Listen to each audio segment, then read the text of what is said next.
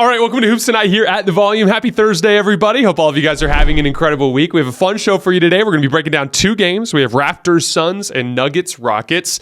Haven't talked much Raptors yet this year, so we're going to do a deep dive on the Raptors. And then I have a take about the Denver Nuggets starting lineup that's been kind of crystallizing for me over the course of the last few months that I want to unleash today. And then we have a bunch of mailbag questions for the end of the show as well. You guys know the drill. Before we get started, subscribe to our brand new YouTube channel. It would mean a lot to me if you guys would take a second to scroll down and hit that subscribe button. Don't forget about our podcast feed, wherever you get your podcasts under Hoops Tonight. Follow me on Twitter at _JasonLT for the film threads that I do every morning, as well as show announcements. And then last but not least, don't forget to keep dropping mailbag questions in the YouTube comments so we can keep hitting them throughout these shows. All right, let's talk some basketball. So this was a game that the Raptors pretty much controlled throughout. The Suns briefly took a lead there in the third quarter, but it never really felt like the Raptors didn't have control of the game. They did an amazing job on Kevin Durant and Devin Booker, and that was really the story of the game. They held them to 13 for 42 shooting and stayed out of rotation for the most part, which allowed them to hold the Suns as a team to 40% shooting and 27% from three. And this is what they do best, at least on the defensive end of the floor. You know, they have all these big athletic wings, right, with a lot of like strength. So they can struggle navigating screens sometimes, and so their pick and roll defense is not as good as it probably could be, or certainly not as good as some of the other teams in the league, but they're outstanding on an island, especially against scoring wings. So they hold up really well in ISO and post-up situations. They allow just 0.85 points per ISO, which ranks 8th in the NBA. They allow 0.9 points per post-up, which ranks 5th in the NBA. And you saw from the start of this game, it was OG Anunoby on Devin Booker and Scottie Barnes on Kevin Durant, and then they occasionally spent time on opposites, whether it was cross matches or one guy was on the bench or whatever it might have been.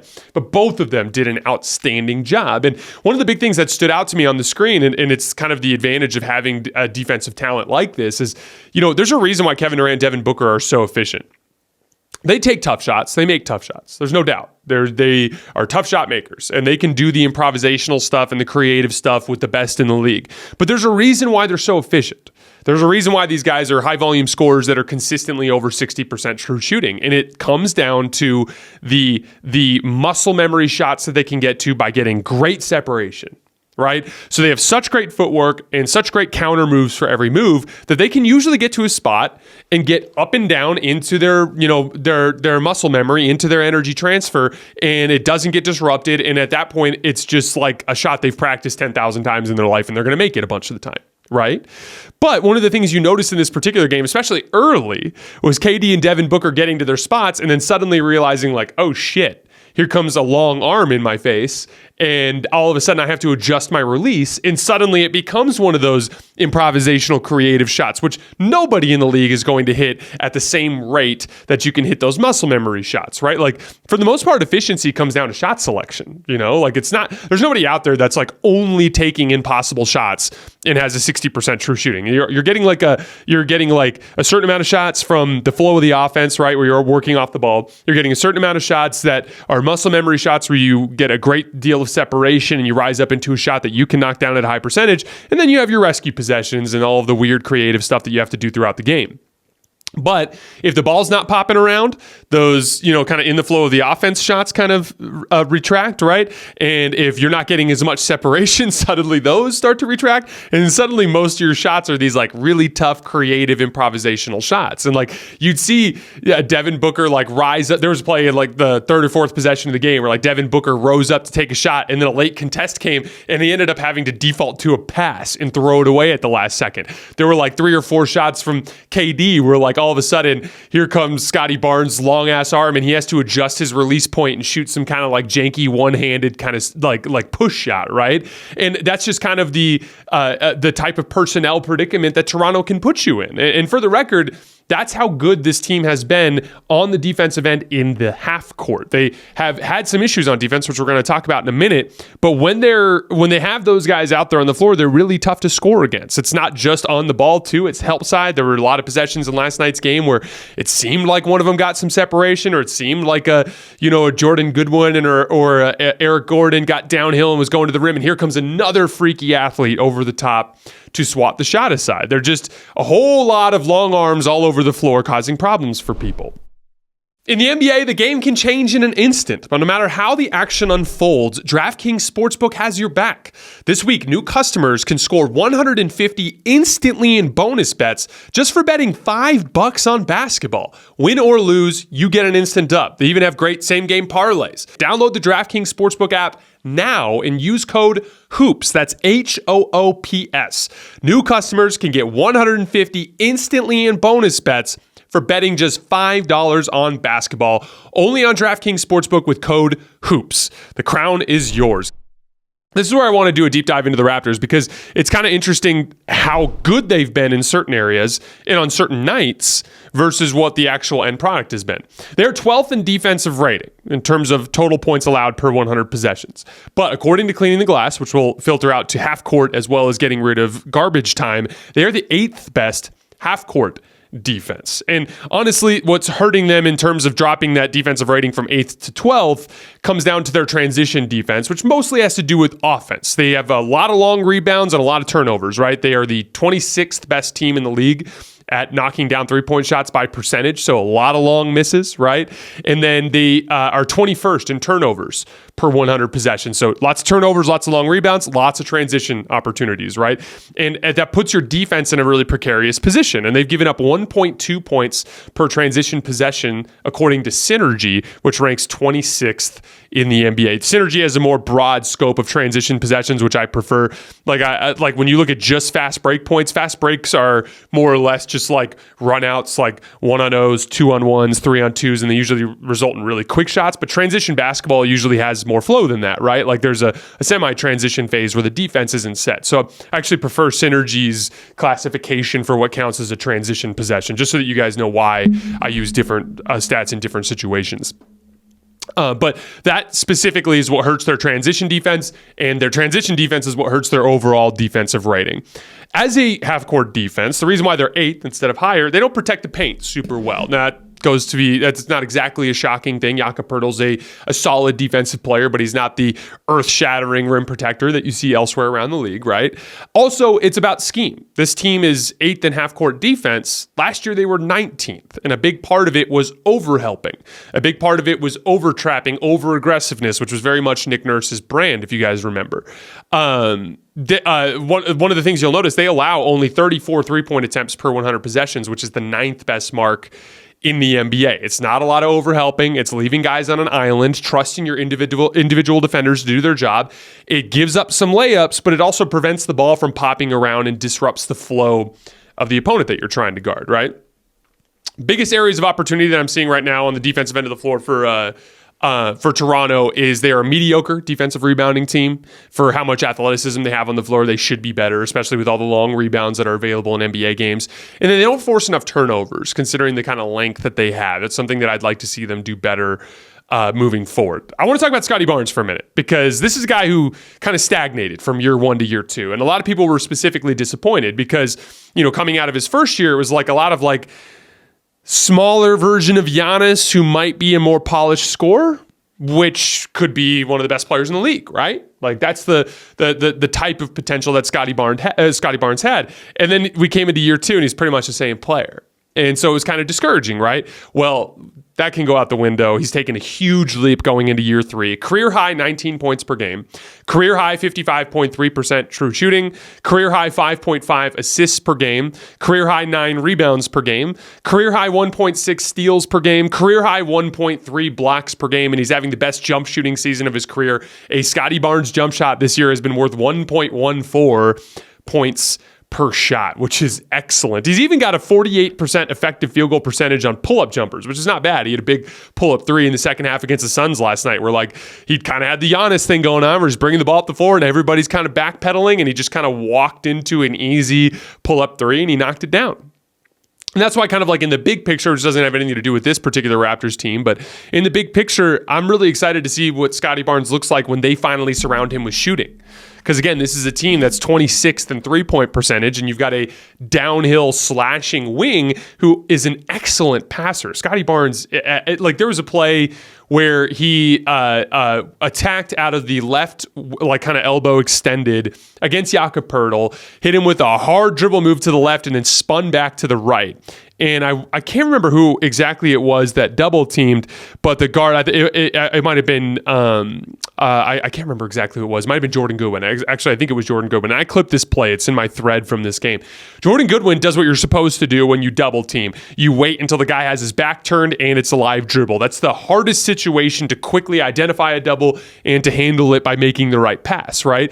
And he dives down, and Scottie, like, literally is in the spin move, turning, reading the situation, and easily makes a kick out before Jordan Goodwin can do anything, right to Gary Trent Jr., who is wide open, who knocks down the shot. He's actually more advanced as a passer at this point than Giannis was at this phase in his career. And so I'm really, really excited about seeing what this team looks like in the big picture, because as interesting as this version is, which is like all this length, all this athleticism, we're flying around, there's just, freak athletes everywhere. That's exciting. But in the big picture, they're not going to do anything until they put real offensive talent around Scottie Barnes, particularly the guys who can play off the ball. And so I'm kind of excited about seeing in the future what they can build around him in the big picture. Now, as a unit, the Raptors offense has not been good. They're 25th in half-court offense, according to Cleaning the Glass. They are a bottom third ISO team and a bottom third pick and roll team. Anything going kind of downhill towards the rim because the guys missing shots, and then a lot of the bigger wings struggling to kind of like identify what they're dribbling into, and like getting into 4 or 5 bodies, over penetrating, turning the ball over, taking some really tough like push shots over the top of the defense. The one area they've been really good offense, I shouldn't even say really good. The one area they've been above average on offense has been in the post, and it's a little bit easier for guys to read the floor. They have their back turned, so it's easier for them to protect the basketball. And so they've been a little bit above average there, being led mainly by Pascal Siakam, who actually has been the best post-up player in the league this year, minimum of 50 possessions, 1.19 points per Pascal Siakam post-up possession. Now, one of the things that I appreciate about this Raptors offense is that they have good self-awareness. They know they struggle to score in the half court, so they hunt transition opportunities as much as possible. They actually score off of steals, according to Cleaning the Glass, 1.47 points per possession, which ranks 5th in the NBA. And it's a high volume transition offense. They score 24.2 points per game in transition, according to Synergy, which ranks 5th in the NBA. Now, when I break down a team like that, when there's a lot of good and there's a lot of bad, it's like, oh, we're this great individual defense team, but we struggle in pick and roll. We're a great transition offense, but we struggle in the half court. We can post up really well, but we can't knock down open threes, and all these different things. That's what leads to what you see this season, which is a team that hovers around 500. Any particular night, if a bunch of things go right, they can look like world beaters. And then when those other the same things go the opposite direction, they can lose even to bad teams. And so, like, I don't really have high expectations for this particular team. They're going to hover around 500. But the leap from Scottie Barnes is super exciting. And I'm particularly excited in the long run to see what Toronto puts around him, especially when they put some more shooting and just higher level offensive talent, because that guy has a chance to be really, really, really good in the big picture. On the Suns front, it's just about adjusting to length, in my opinion. This has actually been one of my personal experiences playing basketball in Tucson. It makes me sad to talk about basketball because I haven't been playing very much lately because I've been dealing with this injury. But this week I'm slowly ramping up. I'm actually going to go to the gym and shoot around for the first time today. Very, very excited about that. I even already got my shoes on. I've got my my Ionescu's. Shout out Sabrina Ionescu. I'm going to be testing these out in the gym today. But when I lived in Charlotte, it's funny because I used to play against high-level competition every single day because there are a ton of overseas players there, a ton of college basketball players there. And so it was like every single day I had to be at the top of my game, which is something I really appreciated and something I miss about Charlotte. And, I love Tucson. I don't know if I'm going to stay here forever or not, but there are days where I wish I lived in a better basketball city, right? Here in Tucson, I am just so much more big and athletic than most of the players I play against, right? But there are some good basketball players here, some lanky athletic wings, and then I also play in money tournaments, and I go out of town sometimes and play. And so every once in a while I'll end up in a situation where I'm playing against the level of talent that I used to play against when I was in Charlotte. And it's funny because every single time there's an adjustment. Like, my favorite example of this is like when the college players that I work out with every summer, when they come home and I play against them, it's like all of a sudden, like every dribble move you do needs to be a little tighter and you need to move a little faster. That swing pass you make or that post entry you make, like you used to be able to just throw it. Now you need to use a pass fake or you need to put real pace on it, right? It's like that step back three, the level of intensity I used to be able to get away with that in against the talent regularly here in Tucson is not the same as the one I need to use against the kids that I'm working out with over the summer. And so like every single time I get back into that environment, it's an adjustment. And I usually struggle the first day or two. And then once I get the timing down and I kind of get adjusted to it, it's fine. Like, have Devin Booker and Kevin Durant like always struggled against long athletic teams? No. Like, they've succeeded against teams like that throughout their NBA careers. This is more an example of just like in the dregs of the regular season when it's like a random Wednesday night and you show up in Toronto on the road and it's like, here comes Scottie Barnes, here comes Pascal Siakam, here comes OG Anunoby, and it's like, shit, man, I'm not ready for this, and like it can be an adjustment. And that's why, like, if you were to actually play a 7-game series between the Suns and Raptors, which will probably never happen, like you'd see by like game 2 or game 3, KD and Devin Booker would make all those little tweaks and adjustments they need to make to get their shots off and to get the type of separation that they need. And then they would be fine, right? At least a hell of a lot more fine than they were last night. What were they, 13 for 42 or something like that? So I don't really want to overthink that. A lot of specific Suns role players missed good looks. Devin Booker tweaked his ankle. That was an issue. Grayson Allen didn't play in this game. It was just an all-around bad night. So I don't want to pay too much attention to it. Now, there are a couple of schematic things that I want to look at. There will be teams, particularly at the very top level of competition. So let's say you're in a series against Denver and you're facing off against, KCP and Aaron Gordon, kind of like last year, right? Let's say you make it to the finals and you have a Boston Celtics team that's going to throw a bunch of athletic, perimeter defenders at you. I wonder if there is a team that can successfully make all three of them work, because that's the thing. We keep forgetting about Brad Beal in this situation, and like you can have a great defender for KD and a great defender for Devin Booker, but if Bradley Beal can get the defense in rotation by beating his matchup, then everyone's playing in the flow of the game, and now like KD and Devin Booker are attacking with advantages consistently, then it can fall apart pretty quickly, right? And so that'll be something interesting, because I think the way you beat Phoenix is you have outstanding perimeter defenders for those two guys and you make them work really hard and you stay out of rotation as much as possible, and maybe you can lead them to be less efficient and then beat them in every other area of the game, right? And last night was an interesting example of a Raptors team that had bodies for KD and Devin Booker, and obviously, like they have other limitations. And I think Phoenix would beat Toronto in a playoff series. I don't think they have enough offensive talent. The Suns would just figure out how to get stops. But it is it's an interesting thing to keep an eye on, and it's why the Bradley Beal acquisition in particular is so important in the big picture, and why I'm excited to see them all three play together, which we haven't seen yet this year.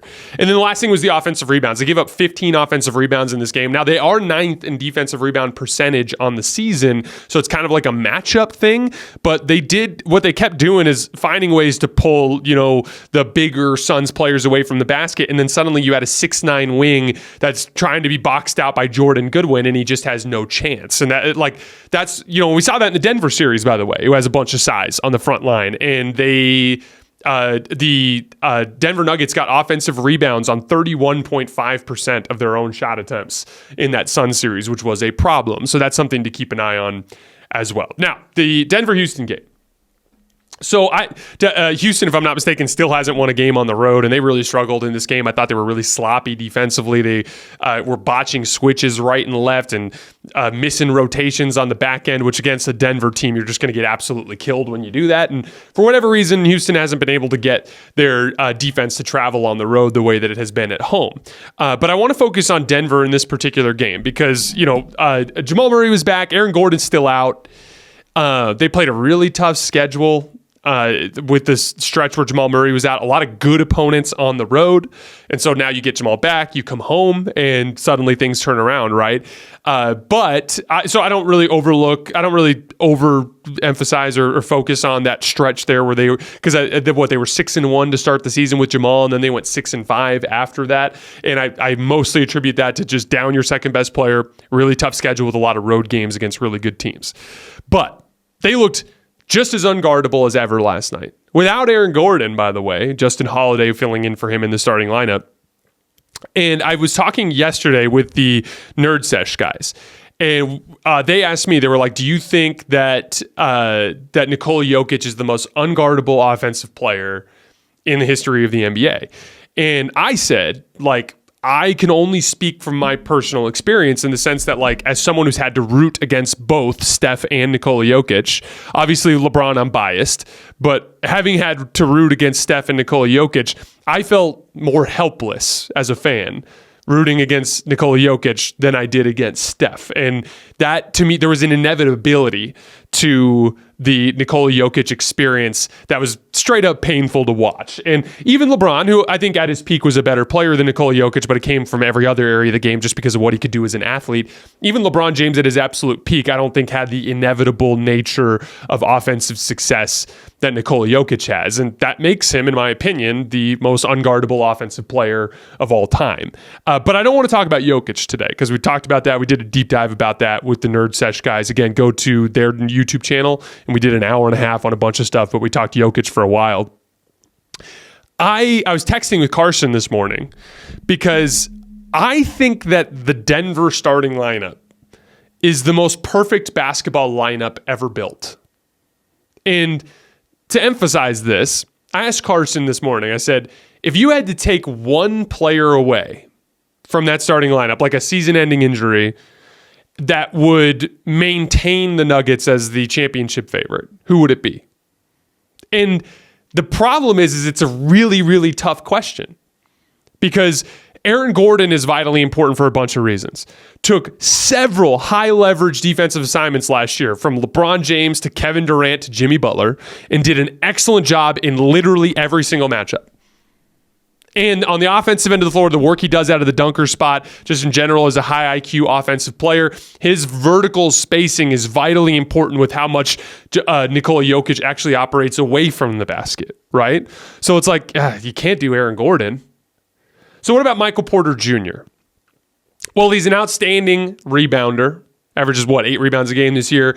A career high 1.8 offensive rebounds per game. He's been super active on the offensive glass this season. Just torching teams off the ball. Every single time the Rockets missed a switch last night, he knocked down the shot. It's something crazy. I put the number on my Twitter feed, but like a unguarded catch and shoot Michael Porter Jr. jump shot has been worth over 1.5 points. Any spot up possession at all for Michael Porter Jr. has been worth 1.28 points, which is off the charts good. And then he's been a really good help defender for them.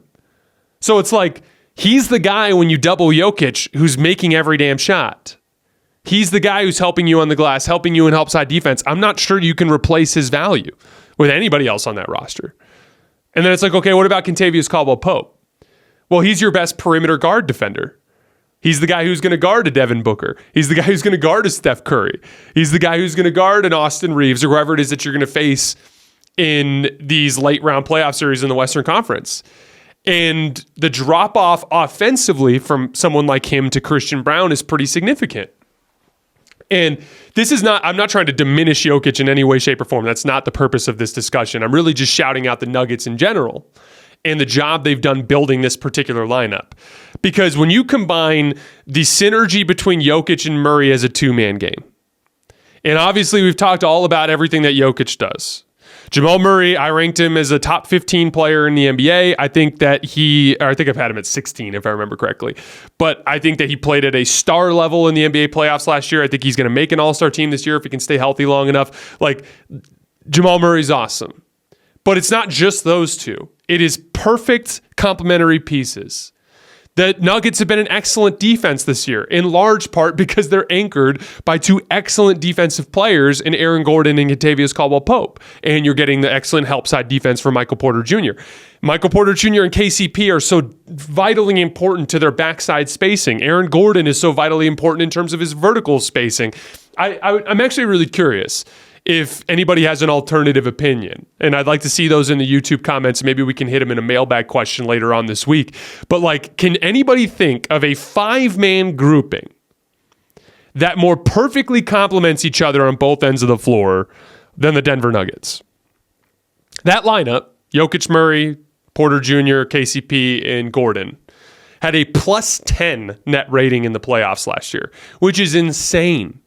Absolutely insane. Playoff basketball against an outstanding Timberwolves team that I've been high on for a while and who was a top-tier contender this year, against a Phoenix Suns team who was more limited last year than they are this year, and a Lakers team that's more limited last year than they are this year, but two very, very good teams led by very, very good players, and then the best coach in basketball in the Miami Heat in Eric Spoelstra. And they outscored those groups by 10 points per 100 possessions. It's insane. That same group outscored opponents by 13 points per 100 possessions in the regular season, and only a slight drop-off against the higher level competition of the playoffs. That's the thing, is like, obviously any contender suffers a significant injury, they drop down a level. So this is not a unique problem to Denver. But I don't think there's a single guy in that starting lineup that you can sacrifice and maintain Denver as the championship favorite. But it's because of the synergy of that group that I do view Denver as the championship favorite. They don't have the top-tier talent that Boston has. They don't have the top-tier talent that, like Damian Lillard's a better player than Jamal Murray. I hate to break it to you. But, it doesn't matter. It doesn't matter because the synergy of that group, that's what I love about basketball. Shout out Mark Titus. Basketball's more art than science, right? But because basketball is more art than science, it's not about adding up the talent. It's about the synergy of the group. And I can't remember ever seeing a five-man grouping have better synergy than that Denver Nuggets lineup. All right, moving on to our mailbag. First question, at what point this season can we say we know how good a team really is? Is it like 40 games, All-Star break, trade deadline? I don't think there's any specific amount of regular season games. I look at specific trends. It's more important to show what you can do when you get to a certain point in the playoffs. I can't say 40 games because we've seen too many teams be bad for 40 games and then look great, right? Like we saw a Boston Celtics team in 2022 start the season extremely mediocre and then just start kicking everyone's ass, right? Like we saw the Los Angeles Lakers start last year as a team that was outside of the play-in tournament for most of the season and then suddenly made it to the Western Conference Finals. So I don't think there's any specific span of games. All we're trying to do is learn specifically from the schematics, right? I can't tell you how many times, I'll watch a game and I'll just be I'll be like, oh, wow, Mo Wagner looked really good on that possession. Oh, he did a really good job on that. Oh, he's bullying everybody here. Oh, he's knocking down these spot-up threes. I don't even realize he has 27 points because I'm not looking at the box score. I'm just watching the players playing the game because what I'm trying to do is really a regular season result means nothing.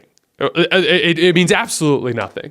You're gonna have a hard time getting anybody to any specific regular season outcome in terms of what happens on the scoreboard at the end to sway me in the big picture. What I'm more concerned about is specific X's and O's things that are happening. Because at the end of the day, you have to beat a team 4 out of 7 times to eliminate them in the NBA playoffs. And so a lot of times I'm not necessarily looking at a specific 40-game chunk or anything. I'm looking at lineup groupings. Oh man, this lineup can really do well. Oh man, this lineup struggles with this. Okay, they've won all these games, but they're really struggling with X, Y, Z, right? So I don't think it's necessarily about the number of games. It's more about just seeing repeated examples of specific lineups thriving in versatile situations, right? If that makes sense. Next question. What is your opinion on Kuminga with the Warriors? He looks great during the preseason, but has not had many bright spots since the season started. I felt like he often looks a bit nervous on ball and reluctant to make a play. Is the Warriors' reluctance to let him stay on the court as soon as he makes some mistakes stunting his confidence in his overall development? Do you think the Warriors should just trade him? So one of the things I've noticed with Kuminga is a lot of high-end potential as an on-ball creator. We've seen this in the post. He's a freak athlete. He draws a lot of fouls. That's always a really good sign. A lot of really good stuff there, right? But one of the things that Kuminga is struggling with right now is playing within the flow of a five-man unit. And that becomes a problem because he's playing with a team, in particular with Golden State, and a coach in Steve Kerr that is hyper-focused on the flow of a five-man unit, right?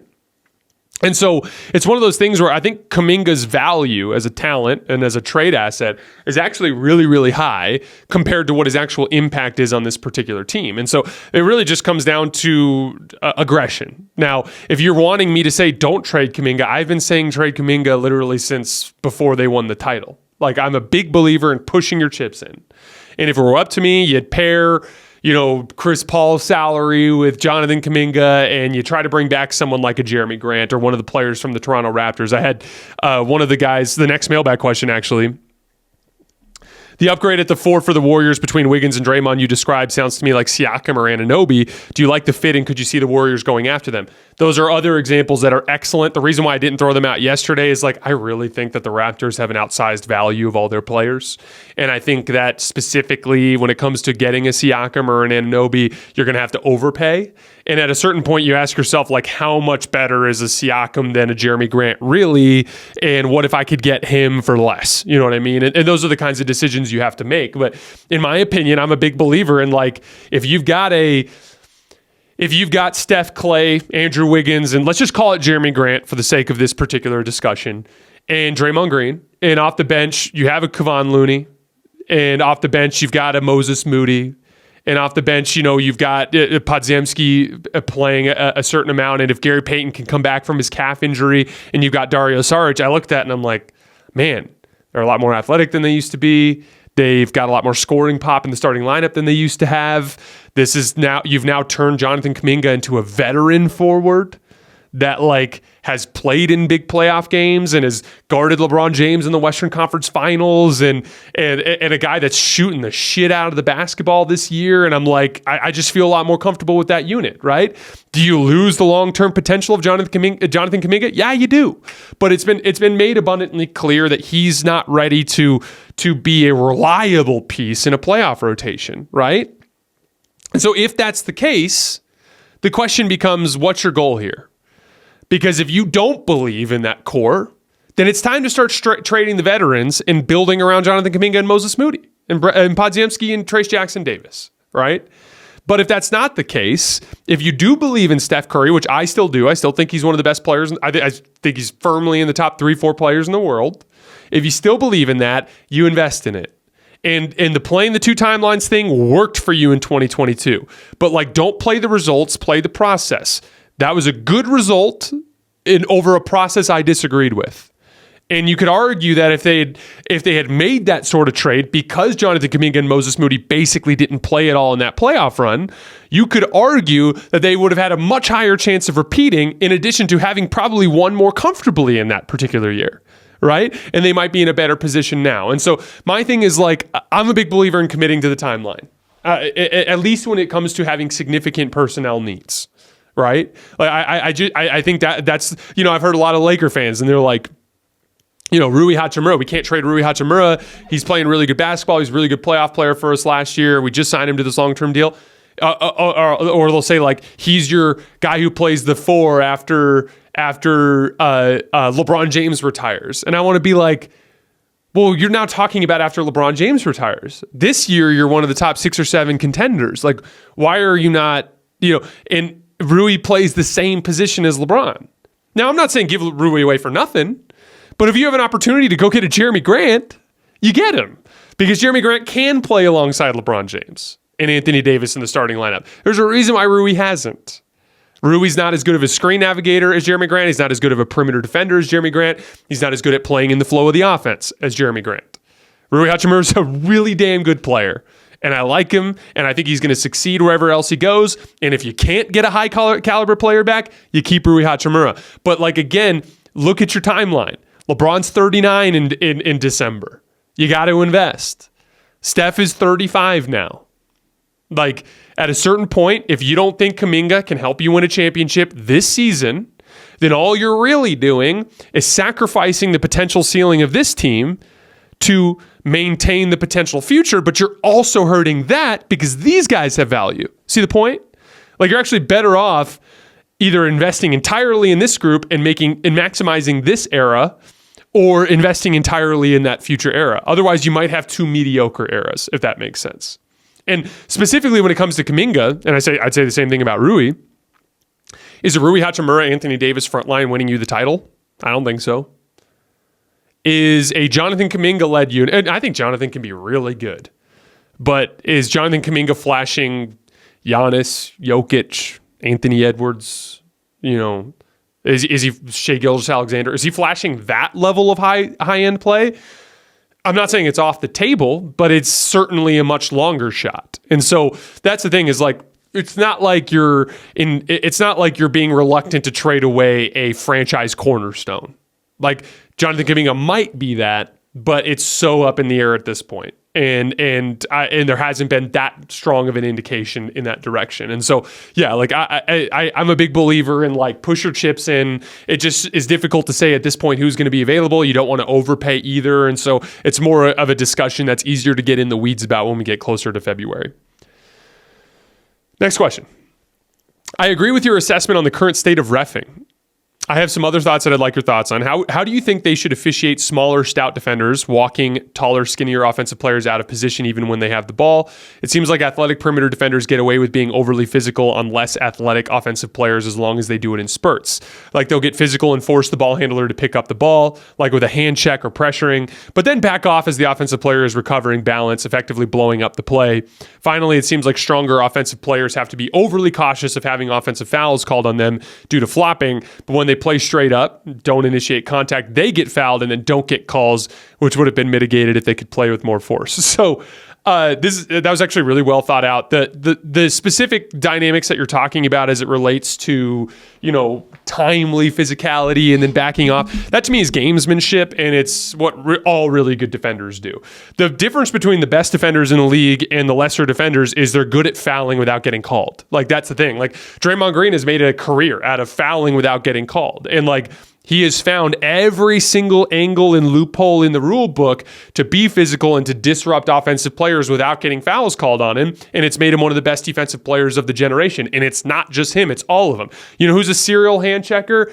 Kawhi Leonard, who's considered the best perimeter defender of this generation. You know it was a serial hand checker? Andre Iguodala. And because they were so damn strong, they used to do it and it would be super impactful, right? Like a lot of these guys do that. They're just good at playing within the margins. Now, as far as officiating in general, I think the problem is officials in particular fall for flopping because they watch the offensive player too much. Now, from what I understand, refs are actually trained to focus on the defensive player and watch what they're doing and only whistle them when they do things that are wrong. But more often than not, they end up reacting to what the offensive player is doing. And so I think in the big picture, if referees were just never paying attention to the offensive player and only watching what the defensive player was doing and then being more picky about what they decide to call, I think that would solve a lot of their problems and end some of the grifty stuff that we see around the league. Hi, Jason. In a previous mailbag question, you talked about the roster imbalance the Pistons currently have, particularly the lack of ball handling and a shooting power forward. And with the losing streak going on, that imbalance is really being exposed during these long stretches where we remain competitive on defense, but can't buy a bucket on the other end to capitalize. Troy Weaver has been taking heat for not doing anything this offseason to address these imbalances, but I understand why no moves were made. The only free agent I could have seen helping us was Cam Johnson, and Brooklyn was not going to give him up. That said, it's becoming evident to this point in time the front office has not given Cade the tools to succeed the same way as some of his peers have been, like Franz or Mobley, Scottie Barnes. The Pistons are expected to have up to $60 million in cap space and a deeper pool of free agents that can help address the lack of spacing and aggregate ball handling. If you were the GM, would you go out and make a move for that ball handling for now to help the core and reestablish an identity, or simply wait until the offseason and get in play for someone like Siakam, Miles Bridges, Tobias Harris? Any of those last three names would help immensely, but I do fear by waiting too long, you're reinforcing bad habits and destroying the core's confidence. That's the trick. That last sentence there is like, it's always a fine line between like being patient to make sure you don't waste resources before it really can help you, and then the habits thing, because you want your young basketball players to learn how to play good basketball. Now, fundamentally, part of the problem is when you're running out Asar Thompson and two bigs, your offense is doomed to fail from the beginning. And Asar has been, like, last I checked, and it's been about a week, but he's been basically the worst jump shooter in the NBA so far this year. And so that's going to hurt you. And Isaiah Stewart, I know, has made some shots, but it's like one of those things where teams don't guard him out there, and that kind of is a bigger problem than the occasional three-point shot that he makes, right? And so a couple things. Bojan Bogdanovic is allegedly coming back soon. That's going to be something that helps you. He is kind of a greaser of the wheel, so to speak.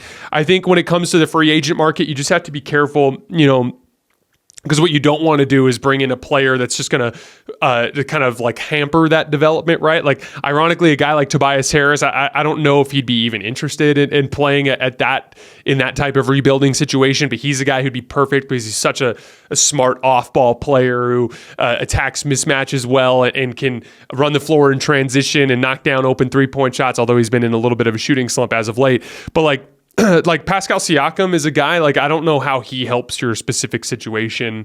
It's one of those things where I think lineup construction would go a long way. Like, I know you're defending better with two bigs, but I almost feel like you're better off learning how to play better offense with more offensive talent on the floor, and maybe putting someone like Bojan at the 4, and maybe move Ausar Thompson to the bench and get Jaden Ivey more reps as much as you can. And I at the end of the day, though, like, they're bad. They're so bad, and they're so far away from being good. There is no one thing that's going to fix it. There's no one free agent signing. There's no, moving Bojan into the starting lineup. There's no, Jaden Ivey finally finds his groove and gets more minutes with the starters. There's no anything like that. It's like you need a total overhaul. You're so far back. You're very much where like Philadelphia was there before Joel Embiid really took off. Like, there's a lot of interesting stuff going on, and like, I really like Cade and I really like Jaden Ivey, and Ausar Thompson's like one of the best perimeter defender prospects we've ever seen, and Jalen Duren's super exciting, but like, none of it is meshing into a kind of like coherent basketball team. And so at the end of the day,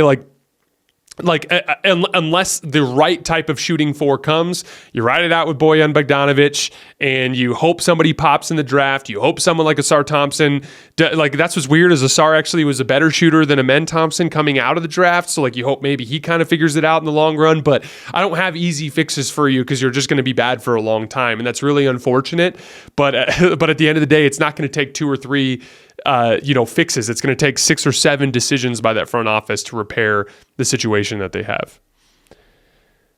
Have you taken a shot like the one Steph got called for an offensive foul on? And what are your thoughts on protecting the shooter versus kicking out when momentum takes you while shooting across your body?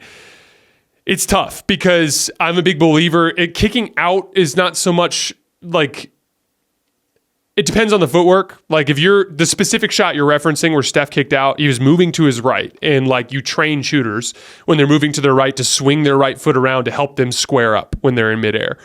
But at the same time, like, I think you have to give defenses a chance to contest shots. And I'm a big believer in your landing area should be more or less where you took off from. And once you start giving leniences outside of that landing area, it makes it too hard to guard, which I think is bad for the league. But at the same time, I wouldn't call it an offensive foul either. I would just, if he kicks out and he remains inside his landing area, I think you call a foul. And if he kicks out and it ends up going outside of the landing area, I think it's a no call and you play on. I think like the only time where I get really bothered by it is when it's like a fake shot. And that's like the shit that James Harden used to do, where like he would take a shot and land 5 feet in front of where he took off from. And it's like, dude, that's not real basketball. Like, but the shooter moving to his right and swinging his right leg around a little bit, that to me is a normal basketball play that you train kids at a young age to do. And so like, from that standpoint, I think I agree with you that calling it an offensive foul is silly. 2 more questions, guys. You mentioned how AD has regressed with his jump shot due to him taking 2 months off, but how about Jokic? Seems to take a long break every offseason, and he's still incredible. This also moves to your point that he and Steph and LeBron are all insane. Jokic doesn't seem to have that same obsession. A couple things. I think Jokic plays up the lack of obsession thing. I don't remember who it was that told it. It might have been Adam Morris, but the Jokic is obsessive in the offseason too. I know he puts forward this like I don't give a shit personality, but here's the thing. You don't become that good at basketball without giving a shit.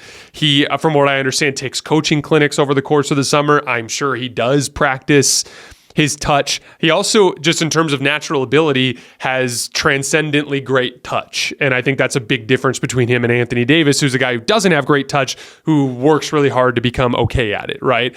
But like, yeah, I don't buy into Jokic's like fake I don't give a shit attitude. Last question. What do the Miami Heat have to do to be taken seriously as a championship contender? Going to the finals and beating the 1 seed clearly is not enough to please the media talking heads. What will change perception for them? I suspect winning a championship isn't even enough. I get it. I understand as a Heat fan, when you see your team succeed, that it's frustrating to not see them get the props that they get. Here's all I would say. I'll say two things. Did anybody think Miami had a chance to beat Denver? I did not. I'm curious. If there are non-Heat fans out there who actually think Miami had a chance to beat Denver, I would like to hear it. Because I feel like that was the thing. Is it like they made it to the finals, but they upset a lot of flawed teams, and then they ran into a team that was clearly better than all of them, and they had no chance, right? And so the second piece of that is, when would I take the Heat seriously as a contender? As soon as they trade for more offensive talent. It's that simple. Give me a better version of Tyler Herro, like a legitimate backcourt offensive weapon, next to Jimmy Butler and Bam Adebayo, and I'm all in. Like they say they're not interested in Zach LaVine. I don't know who they're interested in. It's got to be somebody. They got to go after somebody. But like even just DeMar DeRozan, like if the Heat got DeMar DeRozan, I'd be back on board and view them as a championship contender. They just need somebody in that backcourt who can provide high-level offensive creation in the playoffs. Jaime Jaquez has been incredible. They hit on these fringe pieces all the time. And that's how they keep getting the next Caleb Martin, the next Max Strus, the next Gabe Vincent. They keep churning those guys out, but they need something at a higher level than that, because those role players will be what round out the situation. But they need more than what they have. All right, guys, that is all I have for today. As always, I sincerely appreciate your support. One more show this week tomorrow, and then we'll take the weekend off. I will see you guys then.